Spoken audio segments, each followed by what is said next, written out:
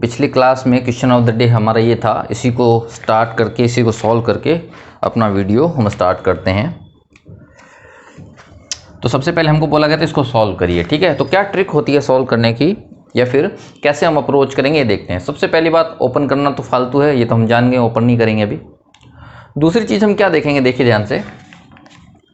दूसरी चीज़ ये देखिए कि आप रो वाइज जाइए चाहे कॉलम वाइज जाइए, दोनों तरफ से सेम जैसी ही चीज़ है। मतलब आप रो में भी कोई भी ऑपरेशन कर सकते हो, कॉलम में भी कर सकते हो, उससे फ़र्क नहीं पड़ेगा। मतलब ये टेंशन खत्म हो गई है कि अपन को रो वाइज चलना है कि कॉलम वाइज, जैसी आपकी मर्जी है आप उस तरीके से चल जाइए, ठीक है। दूसरी बात क्या समझ में आएगा, जब भी इस तरीके की चीज़ आती है, आपको याद होगा 3 स्क्वायर 4 स्क्वायर इस तरीके की चीज़ आती है, तो अगर आप ध्यान से देखोगे जब भी आप 4 स्क्वायर माइनस 3 स्क्वायर करोगे, 6 स्क्वायर माइनस 7 स्क्वायर करोगे, ठीक है, सॉरी 7 स्क्वायर माइनस 6 स्क्वायर, या 11 स्क्वायर माइनस 10 स्क्वायर, इस टाइप की जब भी चीज़ करते हो तो ए स्क्वायर माइनस बी स्क्वायर का फॉर्मूला लगाते टाइम एक आंसर आएगा ए प्लस बी, एक आंसर आता है ए माइनस बी। तो ए माइनस बी हमेशा ही 1 होता है। जब कॉन्टिन्यूस जो होते हैं इंटीजर्स, जब कॉन्टिन्यूस इंटीजर का होल स्क्वायर करके माइनस करते हैं अपन, तो उसमें हमेशा ही आपका एक तो 1 बन जाता है, दूसरा वाला उनका सम होता है, ठीक है। तो वो चीज़ हम यहाँ पे करने वाले हैं। तो आप देख सकते हो, अगर इन दोनों को देखो, इन दोनों को देखो, इन दोनों को देखो, तो ये तो कॉन्टिन्यूस है। तो यहाँ पे मैंने क्या किया, इसमें से इसको माइनस करूँगा, इसमें से इसको माइनस करूँगा और इसमें से इसको माइनस करूँगा, ऐसे करूँगा। तो यानी मैंने आपसे बोला है कि चलिए हम करेंगे कॉलम नंबर 4 की जगह मैं लिखूंगा कॉलम 4 माइनस कॉलम 3, कॉलम 3 की जगह लिखूंगा कॉलम 3 माइनस कॉलम 2, और कॉलम 2 की जगह लिखूंगा कॉलम 2 माइनस कॉलम 1।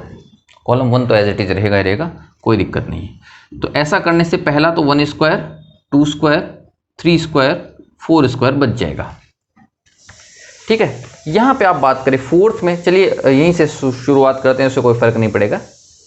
तो इन दोनों में जब हमने ट्रांसफॉर्मेशन किया तो ये बनेगा 2 square minus 1 square, 2 square minus 1 square का मतलब हो गया 2 प्लस 1 2 माइनस 1, तो वो ओनली 3 बच जाएगा, बाकी खत्म हो जाएगा। इन दोनों से माइनस किया 3 प्लस 2 कितना हो जाएगा 5, इन दोनों से माइनस किया तो 4 प्लस 3 कितना हो जाएगा 7, इन दोनों से माइनस किया तो 5 प्लस 4 हो जाएगा 9, ठीक है। ऐसा इन दोनों में करते हैं। इन दोनों में हमने किया तो ये बन जाएगा फिर से 3 प्लस 2 यानी 5, यहाँ से किया तो 4 प्लस 3 यानी 7, यहाँ से किया तो कितना हो जाएगा 9, यहाँ से किया तो 11। इन दोनों में किया तो 4 प्लस 3 हो गया 7, ये हो जाएगा 5 प्लस 9, ये हो जाएगा 11 और ये हो जाएगा 13। तो कुछ थोड़ा आसान हमने इसको जरूर बना दिया। ऐसा करने से, कॉलम वाइज ऑपरेशन करने से ये थोड़ा आसान बन गया है। क्लियर है। अब क्या करें, कुछ भी नहीं है। अब आप ध्यान से देखिए एक बार और, जब आप एक बार और माइनस करोगे 5 में से 3 गया 2, 7 में से 5 गया 2, तो ये तो 2 2 2 ऐसे बच जाएगा। तो एक बार और हम क्या करते हैं, यही ऑपरेशन एक बार और लगाते हैं, सेम यही ऑपरेशन हम एक बार और लगाते हैं, ठीक है। कहाँ पे लगाएंगे, ओनली इन दोनों में। मान लीजिए मैं फिर से क्या लिखूंगा कि कॉलम 4 की जगह मैं लिखने वाला हूं कॉलम 4 माइनस कॉलम 3, और कॉलम 3 की जगह मैं लिखने वाला हूं कॉलम 3 माइनस कॉलम 2। दो जगह ही कर लेते हैं, बाकी तीसरी जगह करने की जरूरत नहीं पड़ेगी। तो पहला हो जाएगा 1 स्क्वायर 2 स्क्वायर 3 स्क्वायर 4 स्क्वायर, दूसरा हो जाएगा 3 5 7 9, ये दोनों तो एज इट इज ऐसे रहेंगे। जब हमने 5 में से 3 घटाया तो 2 बचेगा, 7 में से 5 घटाया 2 बचा, 9 में से 7 घटाया 2, 11 में से 9 घटाया 2, इधर भी कितना आ जाएगा 2 2 2 2। तो इसका आंसर कितना आ जाएगा, आराम से बता सकते हो, क्योंकि 2 कॉलम एक जैसे हो गए हैं। जब भी 2 कॉलम एक जैसे होते हैं तो आंसर आ जाता है 0। तो बस यही काम हमको करना था। अगर सॉल्व करने बैठते तो बहुत लंबा हो जाता, हो सकता है कैलकुलेशन मिस्टेक की वजह से आप इसके आंसर को 0 ना बता पाते। तो ऐसे आपको काम करना है। चलिए आगे बढ़ते हैं, अगला क्वेश्चन हम लेते हैं। नेक्स्ट एग्जांपल कुछ इस तरीके से है, if x a a a x a a, ठीक है, a x a और a x, इसका value x plus 3a into F x है, तो फाइंड एफ एक्स। ये क्वेश्चन है, आपसे बोला गया इसको अगर सॉल्व करें तो इस टाइप की चीज आती है। तो बताइए एफ एक्स इनमें से क्या होगा, ये आपको बताना है। क्लियर है। चलिए आगे बढ़ते हैं। तो सबसे पहली बात यहां हमने देखा, ये तो हिंट कर गए, मतलब ये थोड़ी हिंट अपन को मिल जाएगी। x+3a हमको दिख रहा है, x+3a बाहर भी निकल गया है। तो कोशिश करके देखते हैं, पहला स्टेप यूज करते हैं, पहला स्टेप यूज करके देखते हैं। चाहे आप, अच्छा इसमें भी सेम चीज है, चाहे रो से चलिए चाहे कॉलम से चलिए, दोनों में से बात तो सेम ही आएगी। तो अपन इस तरीके से रो में चल सकते हैं। तो यहाँ पे मैंने ऐड करके देखा तो आंसर कितना मिलेगा, ऐड करोगे तो कितना मिलेगा, x+a+a+a यानी x+3a। इधर भी ऐड करोगे तो a+x+a+a यानी x+3 है। तो पहला काम तो मैंने यही कर दिया, ऐड कर दिया, मतलब कॉलम 1 की जगह मैंने क्या लिख दिया है, column 1 plus column 2 plus column 3 plus column 4, ऐसे हमने लिख दिया। तो ऐसा करने से ये बन गया, डायरेक्टली आप बोल सकते हो ये बन गया x+3a, ये भी बनेगा x+3a, ये भी बनेगा x+3a और ये भी बन जाएगा x+3a। यहाँ पे बचेगा a, यहाँ पे बचेगा xa, यहाँ पे बचेगा axa, यहाँ पे बचेगा aax। ठीक है, इसको हमने बाहर निकाल दिया, इसको बाहर निकाला तो x+3a का तो काम खत्म हो गया। यहाँ बच गया 1 1 1 1, बचेगा aaa, xaa, axa, ax। तो ये तो यहाँ पे मतलब ये खत्म हो गया। अभी ये जो आंसर आएगा उसी को हमने fx बोलना है, तो वही आपको ढूंढना है। कैसे करें, फिर से वही चीज याद होगा आपको, जीरो बनाने वाली चीज आपको याद है। तो यहाँ पे जीरो बनाने के लिए मुझे क्या करना पड़ेगा, इधर लिखता हूँ, ठीक है।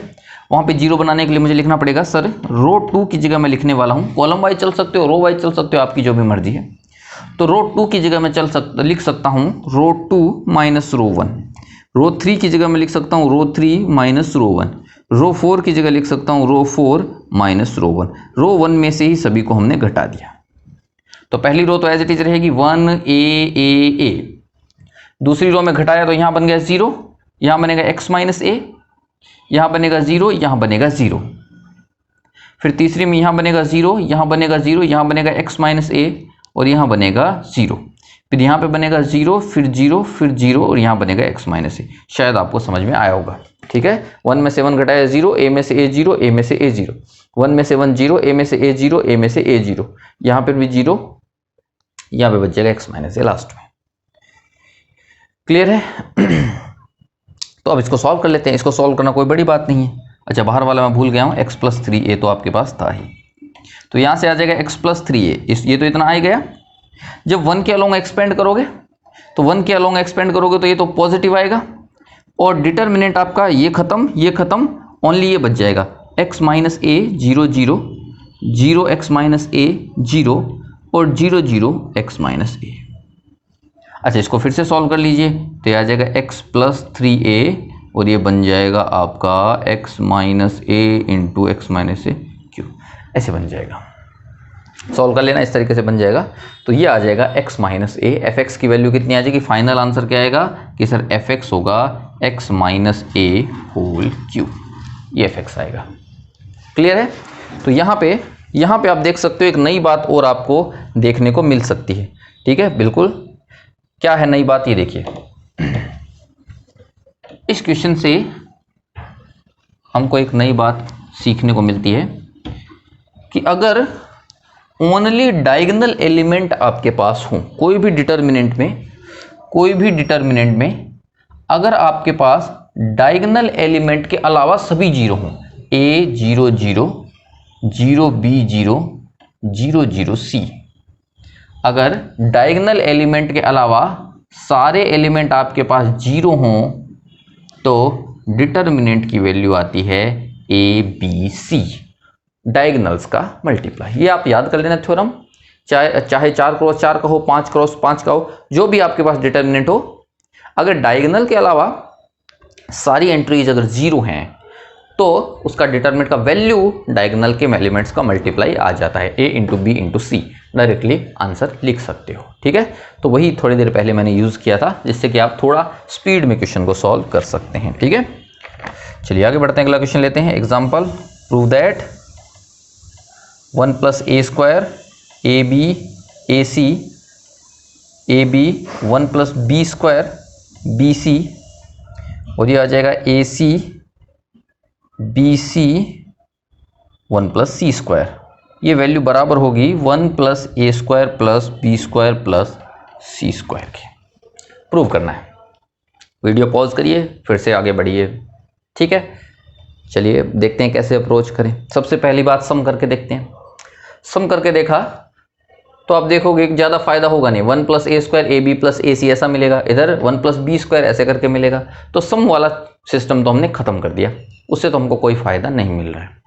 दूसरा काम हम क्या करते हैं, दूसरा काम हम ये देखते हैं कि सर किसी एक रो को कुछ मल्टीप्लाई करके दूसरी में से घटा दे, मतलब दूसरी के आसपास पहुंच जाते हैं क्या। तो हम देखते हैं इसको किसी से मल्टीप्लाई करो ये दूसरी के आसपास, तो आप पहुंचोगे नहीं, तो ये वाला भी खत्म हो गया।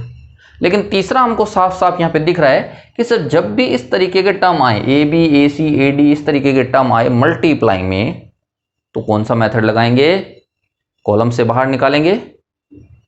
ठीक है, रो में मल्टीप्लाई करेंगे, रो से अगर बाहर निकालेंगे कॉमन तो कॉलम में मल्टीप्लाई करेंगे। ये कॉन्सेप्ट हम यूज करने वाले हैं। ठीक है, तो इसको कैसे अप्रोच करें, यहाँ पे ये भी हमको ध्यान रखना है। 1 + a² + b² + c², इस टाइप जैसी चीजें भी अभी आपको मिल रही। ठीक है, तो क्या करें, अभी इसमें किस तरीके से हम मल्टीप्लाई कर सकते हैं ये अपन को ढूंढना पड़ेगा। कैसे, देखिए सबसे पहले अगर आप ए बी सी को मल्टीप्लाई करते हो तो किधर मल्टीप्लाई करें, ए को किधर करें, बी को किधर करें, सी को किधर करें। तो अब ध्यान से देखिए, अगर आप इधर ए से मल्टीप्लाई करते हो तो ये बाहर मल्टीप्लाई में ए आ जाएगा। ठीक है, इधर क्या आ जाएगा आपका, फिर से a² b बन जाएगा, और ये कितना बन जाएगा, a² c। इधर b से मल्टीप्लाई करोगे तो यहाँ b² ab² हो जाएगा।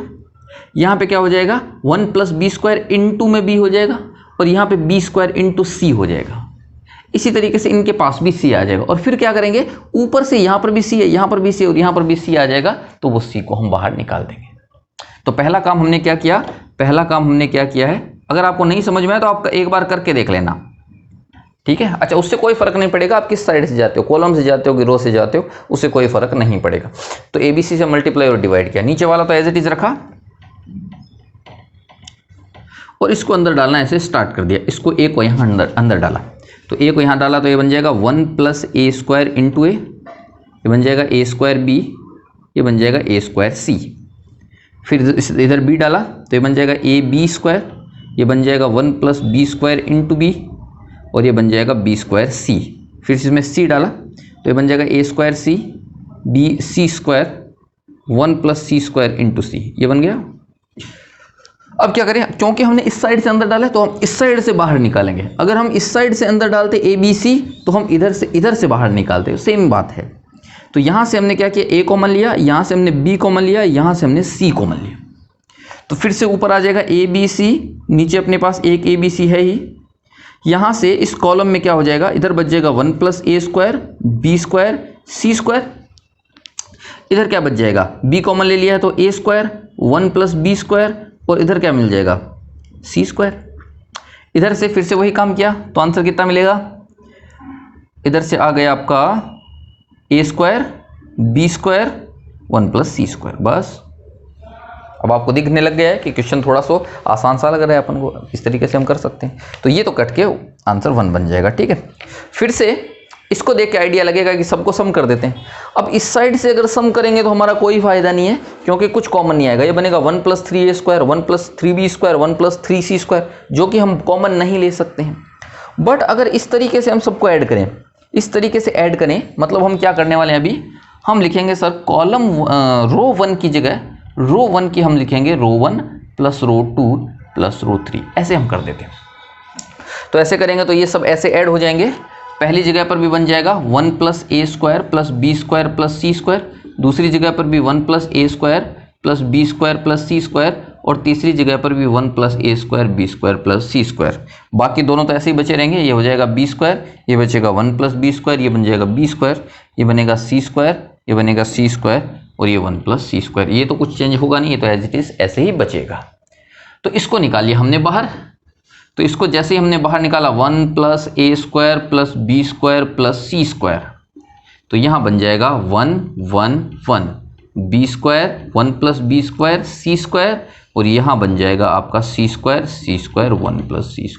ठीक है, अब क्या करना आप जानते हैं, अब एक्सपेंड करना है। बट एक्सपेंड करने से पहले इधर 0 बना लेते हैं ताकि अपना क्वेश्चन थोड़ा इजी हो जाए। तो इसीलिए 1 + a² + b² + c² के साथ में हमने क्या क्या चेंजेस कर दिए कि सर कॉलम 2 की जगह, ठीक है इधर लिख देता हूँ, इधर लिख देता हूँ, चलिए कॉलम 2 की जगह मैंने लिखा है कॉलम 2 माइनस कॉलम 1 और कॉलम 3 की जगह लिखा है कॉलम 3 माइनस कॉलम 1, मतलब इन दोनों में से इसको घटा दिया। ऐसा करने से ये तो एज इट इज बचेगा 1 बी स्क्वायर सी स्क्वायर, इसमें तो कोई दिक्कत नहीं। इधर कितना होगा 1 माइनस 1 कितना हो गया 0, इधर बी स्क्वायर से बी स्क्वायर घटाया तो कितना बच गया 1, सी स्क्वायर से सी स्क्वायर घटाया तो कितना बच गया 0। फिर इधर देखिए तो क्या मिलेगा 0, सी स्क्वायर से क्या कर रहे हैं कॉलम को, सॉरी, हाँ कुछ उल्टा कर दिया क्या मैंने। अभी हम क्या कर रहे थे सी square 1 plus c square, okay. तो हम क्या कर रहे हैं बी स्क्वायर से बी स्क्वायर घटाया, सी स्क्वायर से सी स्क्वायर घटाया। अब हम क्या करेंगे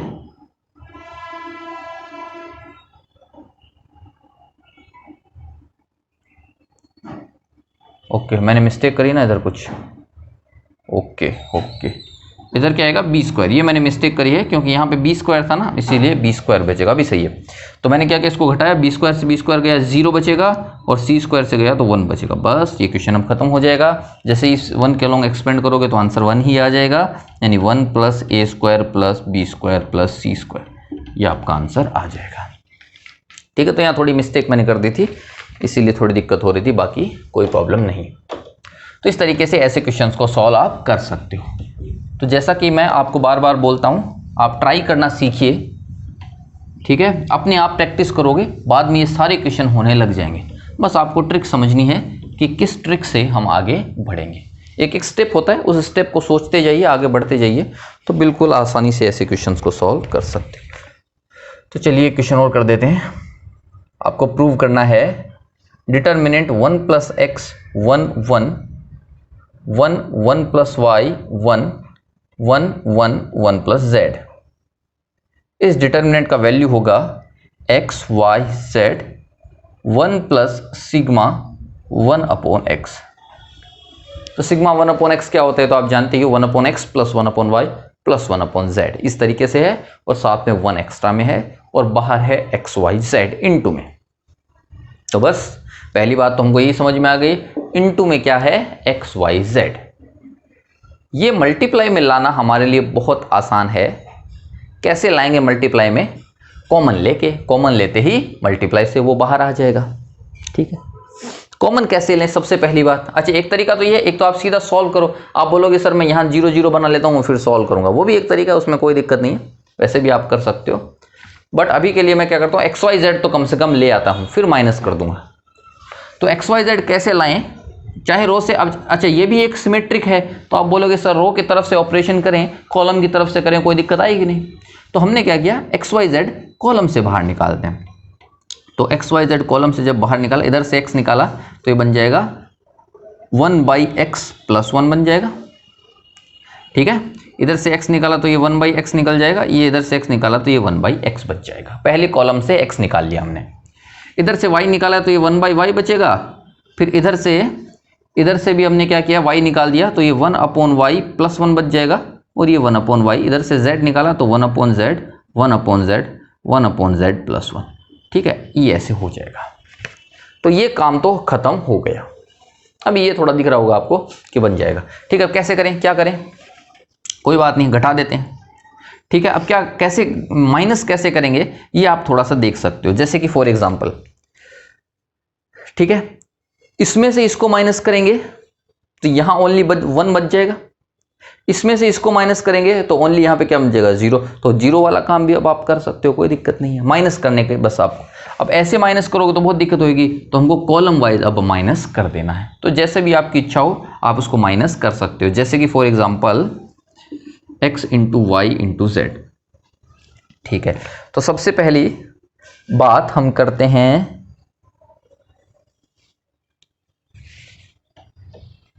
कैसे भी करिए कोई दिक्कत नहीं है। तो रो 2 को माइनस कर देते हैं रो 1 में से, ठीक है, और रो 3 को भी माइनस कर देते हैं रो 1 में से। ये काम करते हैं। तो रो 2 की जगह लिखेंगे रो 2 माइनस रो 1 और रो 3 की जगह लिखेंगे रो 3 माइनस रो 1। तो पहली तो एज इट इज आएगी 1/x + 1, 1/y, 1/z। रो 2 में रो 2 माइनस रो 1 करने वाले हैं, तो इसमें से इसको घटाएंगे तो क्या बचेगा -1, इसमें से इसको घटाएंगे तो क्या बच जाएगा आपका, इसमें से इसको घटा देंगे तो ये बन जाएगा +1, इसमें से इसको घटाएंगे तो ये बन जाएगा 0। ठीक है, इसमें से फिर से इसको घटाएंगे तो आपका बन जाएगा -1, यहाँ से ये घटाएंगे तो बन जाएगा 0, और यहाँ से ये घटाएंगे तो बन जाएगा 1। तो ये बन गया आपका। ठीक है, अभी क्या करते हैं, इन दोनों इनको जोड़ देते हैं। इनको अगर ऐड करेंगे तो क्या होगा, इनको ऐड करेंगे तो यहाँ पे 0, सॉरी इनको भी घटा देते हैं, इनको घटाएंगे तो यहाँ पर भी 0 क्रिएट हो सकता है। ठीक है, इस तरीके से हम कर सकते हैं। अच्छा, और कोई आसान मेथड है तो बस इतना तो आप कर सकते हो, आगे एक्सपेंड करके हम कर सकते हैं, कोई दिक्कत नहीं है, बिल्कुल ठीक है, कर सकते हैं। ऐसा भी कर सकते हो कि कॉलम 3 को कॉलम 1 में ऐड कर दो यहाँ पे, तो यहाँ पर भी एक 0 बन जाएगा, ये 0 बना, ये 0 बना, ये 1 के हिसाब से एक्सपेंड करेंगे तो अपने आप आ जाएगा आंसर। तो इस तरीके का आंसर आ जाएगा 1 + 1/x + 1/y + 1/z। इस तरीके का क्वेश्चन हो जाएगा। ठीक है, तो ऐसा भी आप कर सकते हो। डायरेक्ट लाना चाहते हो तो ऐसे भी कर सकते हो कि सर कॉलम 1 की जगह लिख दीजिए कॉलम 1 + कॉलम 2 + कॉलम 3, तो डायरेक्ट बन जाएगा। ये बन जाएगा x y z, ये बनेगा 1 + 1/x + 1/y + 1/z। यहाँ पे जोड़ोगे तो बनेगा 0, यहाँ पे जोड़ोगे तो बनेगा 0। ये 1/y, ये है 1 0, ये 1/z, ये है 0 1। तो इसके अलावा जब एक्सपेंड करोगे तो ये तो 1 ही बन जाएगा। आंसर आएगा x y z 1 + 1/x + 1/y + 1/। तो अपने आप इसको आप कर सकते हो, ये फाइनल आंसर इस तरीके से बता सकते हो। क्लियर है? चलिए कुछ क्वेश्चन सॉल्व करते हैं। ये वाला आपसे बोला गया इसको प्रूव करिए। b + c, c + a, a + b, q + r, r + p, p + q, y + z, z + x और x + y। इस तरीके से प्रूव करिए। ठीक है, तो वीडियो पॉज करके आप क्वेश्चन सॉल्व कर सकते हो। अभी मैं स्टार्ट करने वाला। तो सबसे पहले हमको देखना पड़ेगा, पहला हम मेथड यूज़ करते हैं कि सर ऐड करने से क्या फ़ायदा मिलेगा। तो अगर मैं इस तरीके से ऐड करता हूँ, ठीक है, रो को ऐड करता हूँ, तो आप क्या देखोगे, इधर बनेगा b + c, q + r, y + z, इधर बनेगा c + a, r + p, z + x। कोई सिमेट्री नहीं है, कोई कुछ बन ही नहीं रहा है कॉमन लेने जैसा। बट अगर आप ऐड करते हो इस साइड तो ये बनेगा 2a + b + c, ये बनेगा 2p + q + r, और ये बनेगा 2x + y + z। तो जहां से हम 2 कॉमन ले सकते हैं तो 2 का हमारा काम हो जाएगा। तो यही काम करते हैं। मैं लिखता हूं कॉलम 1 की जगह कॉलम 1 + कॉलम 2 + कॉलम 3। ऐसा अगर मैंने किया तो यहां से मुझे मिलेगा ये मिल जाएगा 2a + b + c, ये मिल जाएगा 2p + q + r, और ये मिल जाएगा 2x + y + z। कैलकुलेशन कर सकते हो, ऐसा ही मिलेगा। दूसरे पे कोई फर्क नहीं पड़ेगा, c + a, r + p, z + x, और इधर आ जाएगा a + b, p + q, और ये मिलेगा x + y।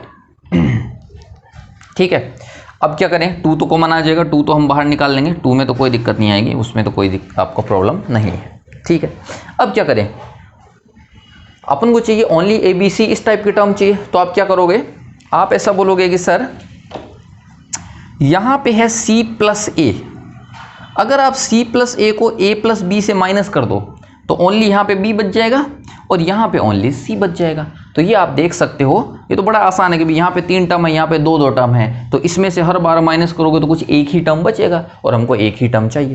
तो यही काम मैं करने वाला हूँ। अभी मैं करूँगा कि सर कॉलम 2 की जगह मैं लिखूँगा कॉलम 1 - कॉलम 2, और कॉलम 3 की जगह लिखूँगा कॉलम 1 - कॉलम 3। पहले 1 को फिर 3 को घटाना है ताकि पॉजिटिव वैल्यू बचे। तो यहाँ पे 2 बाहर निकाल दिया तो ये बन गया a + b + c, ये भी बन गया p + q + r, और ये है x + y + z। कॉलम 1 तो कुछ नहीं करना, वो तो आपको एज इट इज रखना है।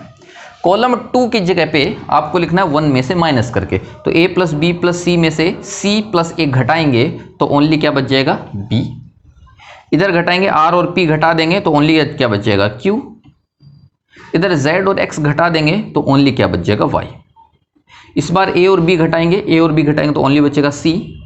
इधर से p और q घटाएंगे तो ओनली बचेगा r, और इधर से x और y माइनस करेंगे तो ओनली बच जाएगा z। तो ये तो हो गया इस तरीके का क्वेश्चन।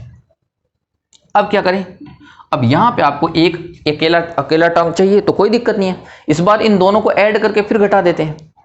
तो इन दोनों को ऐड करके घटाएंगे तो b और c खत्म हो जाएगा, ओनली a बच जाएगा। तो मैंने क्या लिखा, इस बार लिखा कॉलम 1 की जगह मैं लिखने वाला हूं column 1 minus column 2 minus column 3। तो ये 2 तो बाहर है ही, और कॉलम 1 की जगह इन दोनों को जोड़ के घटा दिया तो यहां बच जाएगा a, ये है p, ये है x, और यहाँ बच जाएगा b q y, और यहाँ पे c r z। तो यही आपसे पूछा था और इस तरीके से आपको कर देना है। आई बात समझ में? तो इस टाइप के क्वेश्चंस आपको सॉल्व करने हैं बहुत ज़्यादा।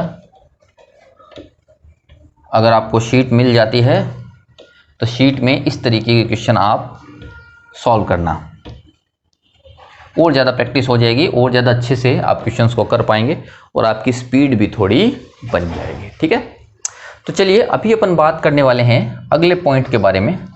ठीक है, जो है टर्म होते हैं, एक टर्म होता है सिमेट्रिक डिटर्मिनेंट, एक टर्म होती है सिमेट्रिक डिटर्मिनेंट। ठीक है, सिमेट्रिक डिटर्मिनेंट की डेफिनेशन क्या होती है ये आप लिख लेना, इसको याद कर लेना। If for a determinant aij is equals to aji, then this determinant is called symmetric। बस सिंपल सी डेफिनेशन है, इसको याद कर लो। अगर कोई डिटर्मिनेंट में ये बात होती है aij is equals to aji, तो ऐसे डिटर्मिनेंट को हम क्या बोलते हैं, सिमेट्रिक डिटर्मिनेंट। ठीक है, एग्जांपल अभी आपको बताता हूं। तो मान लीजिए इस तरीके से कोई एक डिटर्मिनेंट है 2 5 -1, मान लीजिए इस तरीके से मैंने लिखा।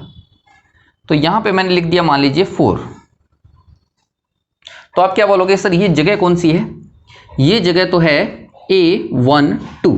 अगर इस जगह का नाम आप देखो तो क्या है, A12। अब A12 में i का वैल्यू 1 है और यहां पे वैल्यू क्या है 2। तो जब i और j को इंटरचेंज कर देंगे तो ये क्या बन जाएगा, A21। तो इसका मतलब A12 और A21 दोनों की वैल्यू क्या होनी चाहिए, सेम होनी चाहिए। और A21 कहां पे आता है, यहां पे A21 आता है, रो नंबर 2 कॉलम नंबर 1।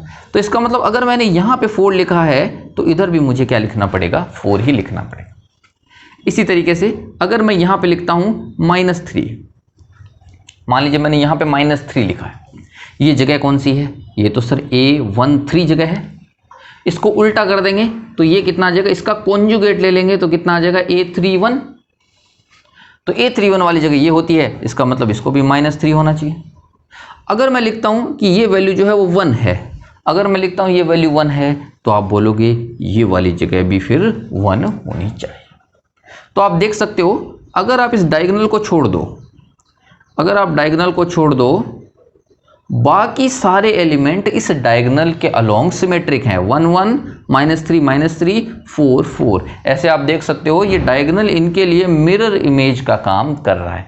ऐसा जब भी होता है तो उस डिटर्मिनेंट को हम बोलते हैं सिमेट्रिक डिटर्मिनेंट। क्लियर है, इसमें तो कोई दिक्कत ही नहीं है आपको। ठीक है, दूसरी बात, अब बना सकते हो आप, बिना देखे से बना सकते हो। जैसे कि मैं पूछूं, बताइए 5 3 -2 -2, क्या ये सिमेट्रिक है क्या? तो आप बोलोगे सर डायगोनल को हटा दो, -2 -2, बिल्कुल सिमेट्रिक है।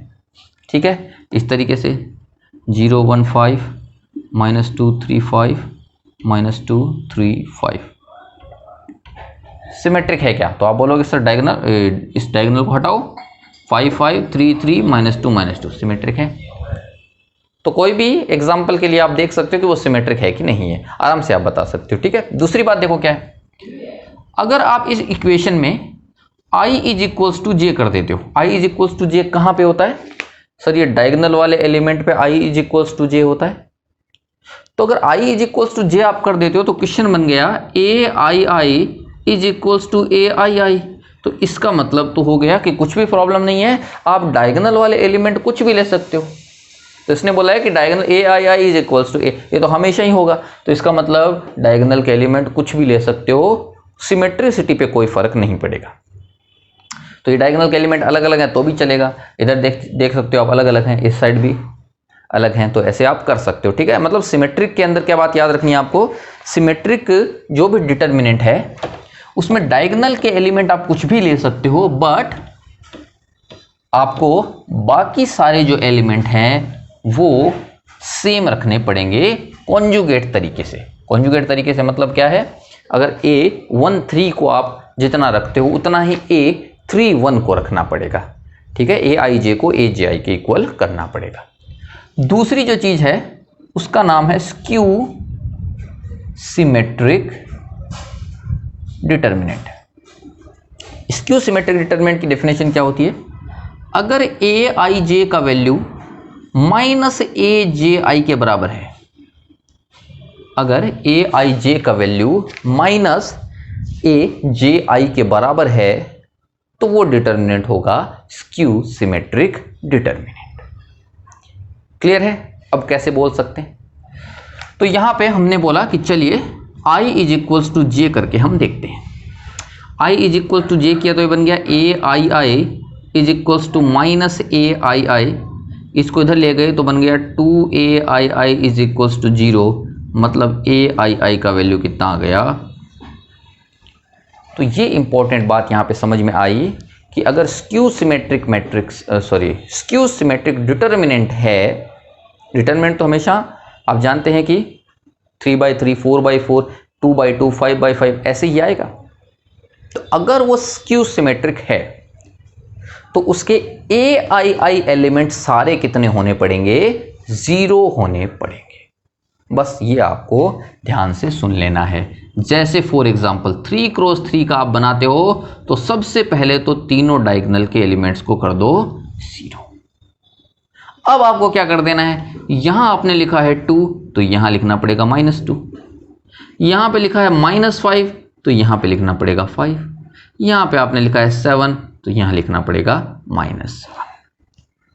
तो पहली बात तो कि डायगोनल के एलिमेंट सारे के सारे 0 होने चाहिए, और दूसरी बात ये जो कॉन्जुगेट एलिमेंट हैं वो एक दूसरे का माइनस होना पड़ेगा। ये आपको ध्यान से देखना है। ठीक है, तो अगर इस तरीके से लिखते हो ABC -B, ठीक है, यहां पे कुछ भी मान लीजिए D, ठीक है, A1 ऐसे करते हैं, A1 A2 A3, ठीक है, और ये आ जाएगा B1, ये आ जाएगा C1 और ये आ जाएगा B2। यहाँ पे लिख देता हूँ -A2, यहाँ पे -A3 -B3। और आपसे पूछा क्या ये स्क्यू सिमेट्रिक है क्या, तो आप बोलोगे कि सर इसको हटा के देखिए। पहली बात तो आप देखते बोल दोगे नहीं है सर, वो तो ना आप बोल दोगे। क्यों ना बोल दोगे, क्योंकि आप देखोगे ये 0 है ही नहीं है। भले ही ये B2 तो ये -B2 सॉरी ये B2 तो -B2, ये वाली चीज A3 तो -A3, ये A2 तो -A2। भले ही ऐसा है बट फिर भी ये स्क्यू सिमेट्रिक नहीं है, क्योंकि डायगोनल के तीनों एलिमेंट 0 नहीं है। ये तभी हो सकता है जब A1 बराबर 0 हो, B1 बराबर 0 हो और C1 बराबर 0 हो, तो ही ये एक स्क्यू सिमेट्रिक डिटर्मिनेंट हो सकता है। तो ये बात आपको खास तौर से ध्यान रखनी है, और मैंने आपको बताया सिमेट्रिक और स्क्यू सिमेट्रिक में क्या डिफरेंस होता है। ठीक है, इनसे इनका क्या फायदा लेंगे ये हम अगली क्लास में बात करेंगे। तो चलिए आपका आज का क्वेश्चन ऑफ द डे हम बता देते हैं। एक डेल्टा आपको दिया हुआ है, एक डेल्टा 1। डेल्टा के बारे में ax² x³ 1, dy² y³ 1, cz² z³ 1। Delta 1 है ax by cz x² y² z² yz zx xy। आपको बताना है इनमें से कौन सा ऑप्शन सही होगा, क्यों होगा, ये भी आपको बताना है। ठीक है, इससे आगे की बातें अगली क्लास में अपन और करते हैं।